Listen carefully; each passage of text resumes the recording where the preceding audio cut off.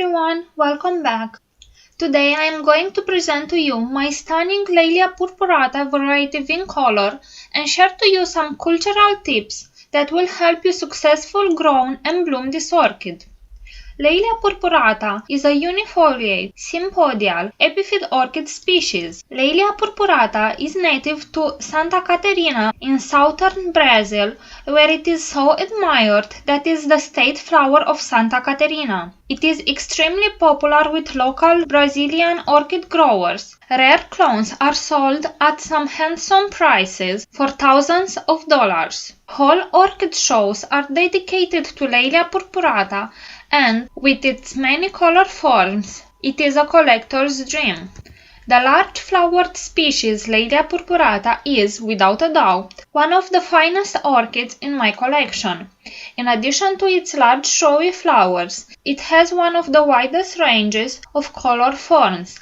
There are more named clones of this orchid than any other Cattleya species. The word for this video will be very. The blooms of this orchid are very showy, absolutely huge, measuring about 6 to 8 inches or 15 to 20 centimeters across, sometimes even 25 centimeters, and there are usually 2 to 5 flowers on a spike. My blooms have 18 centimeters across and only 2 blooms, but she is just adjusting to my environment because it is coming from Ecuagenera from Ecuador, so it is quite a shock she suffered. I purchased her bare rooted and it doesn't have all that many roots, so for now I am very satisfied with what I got. But next year I am sure I will have more blooms. Laelia purpurata has quite narrow and long white petals, though when I zoom with my phone and the sun shines, they have some very soft, fine, purplish veins. The sepals have a perfect shape and size, a sort of triangular form, a bit pointy, with laced, fluffy margins. My particular variety is seed-grown, and this influences quite a lot the look of the blooms, making them prettier than the vincolor clones in my opinion. The base color of the sepals is white, but not pure white. It is the shimmery white that is used for bridal dresses, all this with magenta veins and the soft and delicate purplish blush on top.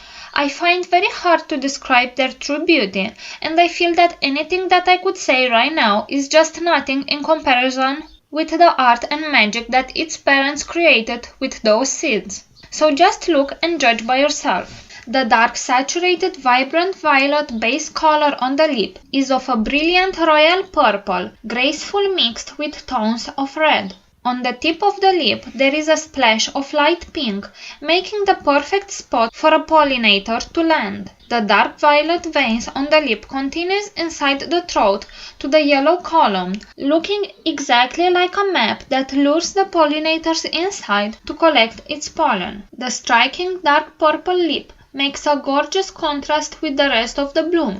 Depending on light, the lip might appear violet to reddish in color. All around the frilly lip there is a white pinkish line that nicely surrounds the lip, being itself surrounded by another very thin dark violet line. When the sun shines and kisses her majestic flowers, the magic comes to my room. The flower possesses an amazing number of sparkles.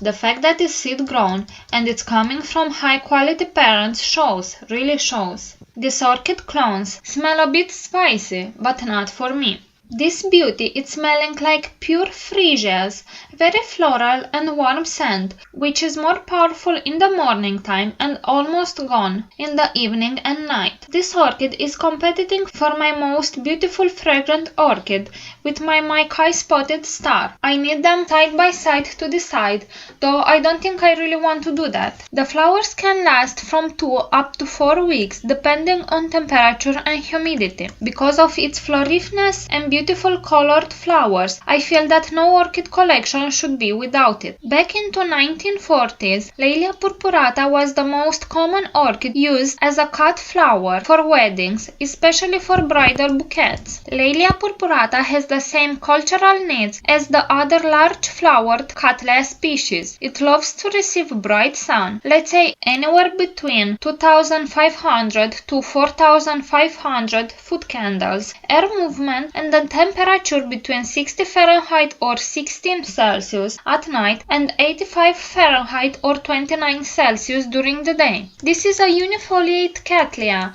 with elongated pseudobulbs, growing up to 30 centimeters long or more, even 50 centimeters if grown well, and each boasting a single leathery elongated succulent leaf that can grow up to 35 centimeters long. The flower sheath, itself quite long, emerges as soon as the new growth matures. The buds start to appear from spring to autumn. Each growth can hold anywhere between 2 up to 5 flowers. Once it starts to grow new pseudobulbs, it needs lots of water, particularly as the growth elongates beyond 15 centimeters.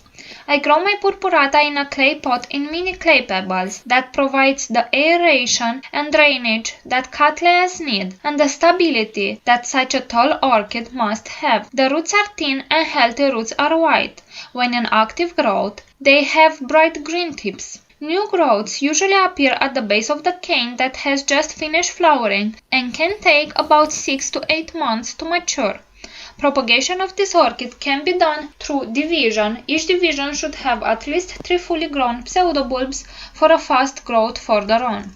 I would recommend any form of Laelia purpurata, though this lovely vibrant violet flowered one is magnificent, inspiring me a certain softness, a blush effect that makes one want to keep looking at it. So you go and find a division of this piece of magic art for your own collection. Thank you for watching.